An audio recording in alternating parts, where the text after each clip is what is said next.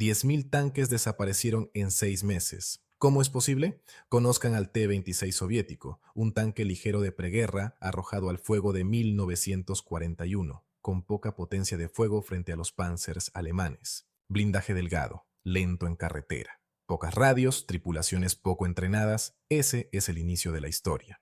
El resto es la dura aritmética de la guerra. El T-26 se empezó con optimismo. Los ingenieros soviéticos tomaron lecciones del diseño británico Vickers de 6 toneladas. Construyeron su propia versión en grandes cantidades durante los años 30. Más de 10.000 salieron de las fábricas. En los desfiles se veía moderno, en ejercicios apoyaba a la infantería lo suficiente. En España le fue bien contra los primeros oponentes, contra ametralladoras atrincheradas. Un tanque ligero con un cañón de 45 milímetros podía ayudar. Parecía una inversión inteligente para un ejército vasto.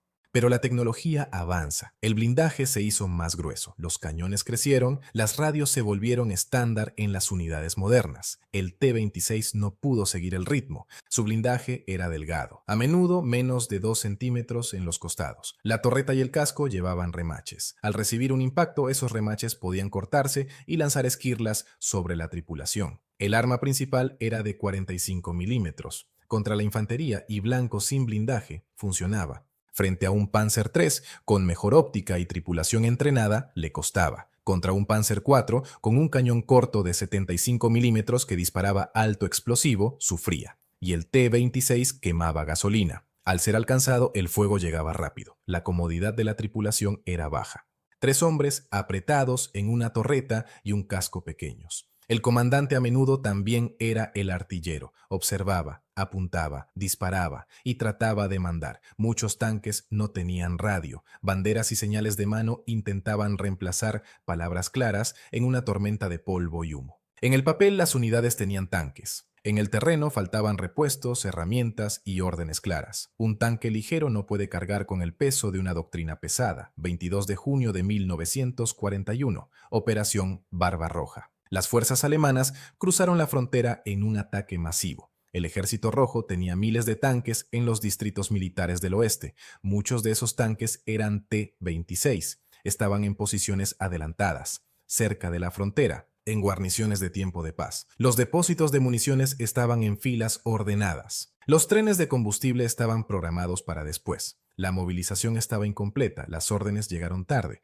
se contradecían o cambiaban a mitad de la marcha. Luego llegó el aire. Bombarderos en picada alemanes. Los Ju-87 Stuka se abalanzaron sobre las columnas. Golpearon puentes, cruces y depósitos de combustible y tanques estacionados. Talleres de reparación ardieron, camiones desaparecieron entre cráteres y humo. Junto a los ataques aéreos llegó la barrera antitanque. Cañones alemanes de 37 milímetros, en dotaciones disciplinadas, esperaban en pueblos y en cruces de caminos. Cuando un T-26 entraba sin apoyo de infantería y artillería, se volvía un blanco. Cuando uno se detenía para devolver el fuego, el resto de la columna se amontonaba. Ahí regresaba el cielo. La falta de combustible estranguló el movimiento. La logística colapsó. Un tanque ligero no bebe tanto como uno pesado, pero igual necesita gasolina, aceite, refrigerante, repuestos, orugas y tiempo. El cuartel general se replegó, las señales de ruta desaparecieron, los motores se sobrecalentaron, se quemaron los embragues. Muchos tanques fueron abandonados porque el camión de combustible nunca llegó. Otros fueron inutilizados para evitar la captura. Las tripulaciones abrieron huecos en los motores, sacaron los bloques de cierre, prendieron fuego y caminaron hacia el este. Las columnas se volvieron cementerios. En Minsk, un cerco alemán rápido se cerró como una tapa. Brigadas enteras se disolvieron. Los puestos de mando perdieron el contacto. Algunos tanquistas rompieron el cerco de noche. Muchos no lo hicieron. En Smolensk y Uman, el patrón se repitió. En Kiev, la mayor bolsa de ese año capturó a decenas de miles de prisioneros. Con ellos se fueron tanques, cañones, radios y mapas. En el papel, las formaciones todavía tenían fuerza. En bosques y campos, esa fuerza se oxidaba en su sitio. El T-26 nunca fue diseñado para un duelo con un Panzer de finales de la guerra. Nació para escoltar infantería y apoyar ataques contra blancos blandos. Para 1941 se encontraba frente a una guerra de armas combinadas a alto ritmo. Las unidades alemanas reunieron artillería, cañones antitanque, ingenieros y tanques bajo una misma red. Hablaban por radio. Las tripulaciones soviéticas escuchaban el ruido de los motores y adivinaban las señales manuales. La diferencia se notaba en cada curva del camino. Aún así, hubo momentos de combate. En pueblos estrechos, a distancia de emboscada, el cañón de 45 milímetros podía matar.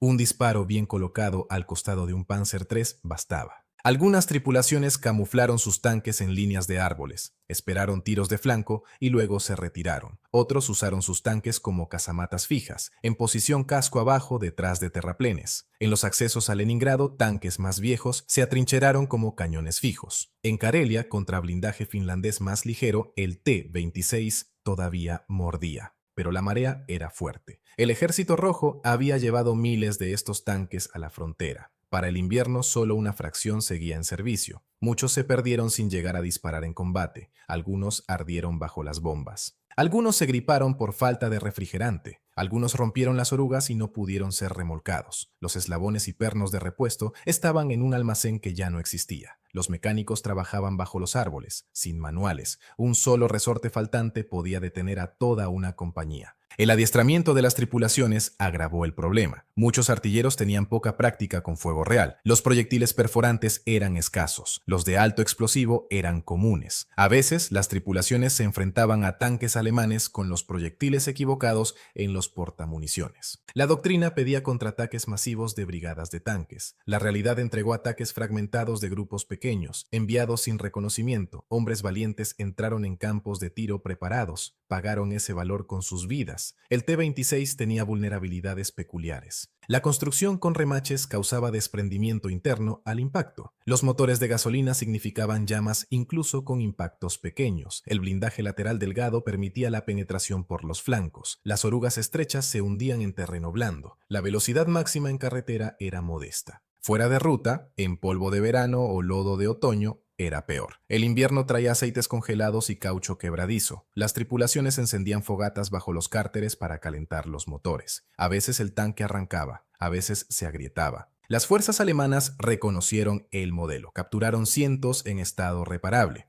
Los repintaron y los usaron para seguridad y entrenamiento. A algunos les quitaron la torreta y se volvieron tractores. A otros los desmontaron para piezas. Los finlandeses también los capturaron y los reutilizaron. Los soviéticos hicieron lo mismo con todo lo que podían mover. En tiempos desesperados, cualquier chasis blindado era mejor que nada. Había variantes. Las versiones lanzallamas convertían al tanque en un arma de choque a corta distancia. Las versiones de ingenieros llevaban puentes o equipo. Esos roles eran peligrosos, pero a veces útiles en combate urbano. El problema central seguía ahí: blindaje delgado, baja velocidad, comunicaciones débiles. Frente a una fuerza que podía concentrar potencia de fuego y ajustarse rápido por radio, el T-26 no podía seguir el ritmo. Para finales de 1941, las fábricas pasaron a diseños más nuevos. El T-34 y la serie K.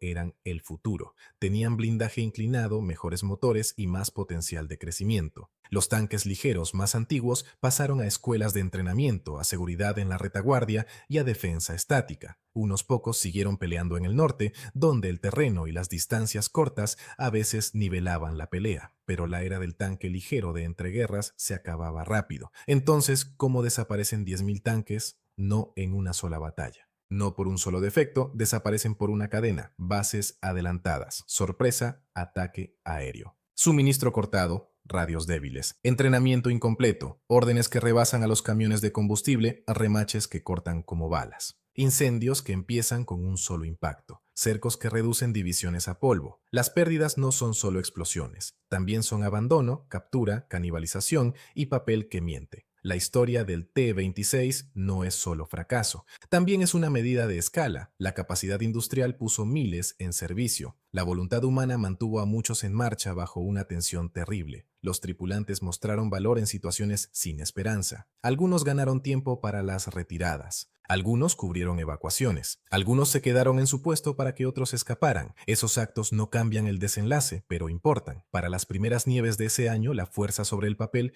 valía poco en el campo de batalla. El Ejército Rojo empezó a adaptarse. Radios nuevos, mejor coordinación, tanques mejorados, doctrina endurecida. El precio de esas lecciones se pagó en el verano y el otoño de 1941. Lo pagaron los hombres dentro del T-26. 10.000 menos en 6 meses. El número suena irreal, no fue magia. Fue la aritmética implacable de la guerra moderna.